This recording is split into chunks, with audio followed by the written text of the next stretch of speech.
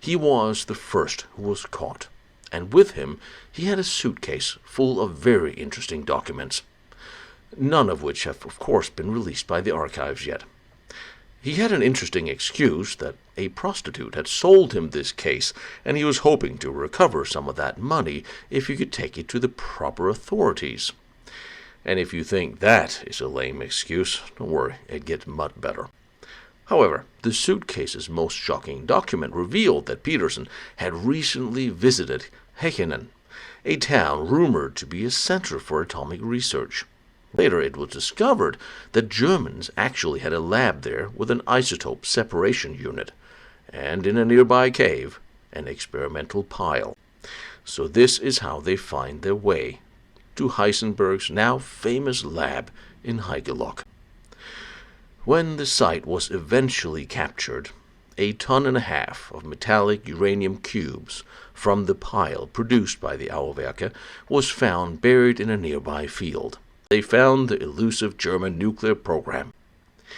It is looking more and more as if it was not the Americans but the Germans who won the race to create a ready-to-use nuclear weapon, when we incorporate the information I will now present to you. But Heejenan, who worked in Stadilum, did, and he was 100% on board with the cause.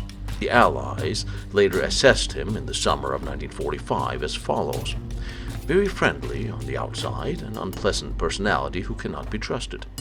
He could certainly be trusted to use all his strength to build a bomb, and Heejenan knew more about atomic bombs than he let on. End quote. How can this not be front page history? Dr. Hans Kammler was appointed as a Führer's representative for radiation research just before the completion of the first functional German atomic bomb. That we know of from the many post-war reports that I have cited to you in earlier episodes.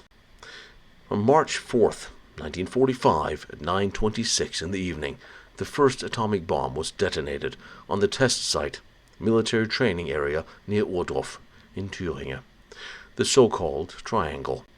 With a cable pull that stretched over a distance of 300 meters, the bomb was pulled towards a steel mast 32 meters high and detonated at the height of 6 meters above or near a group of prisoners assembled there. It was not an H-bomb or any other bomb. It was the first of its kind in Germany.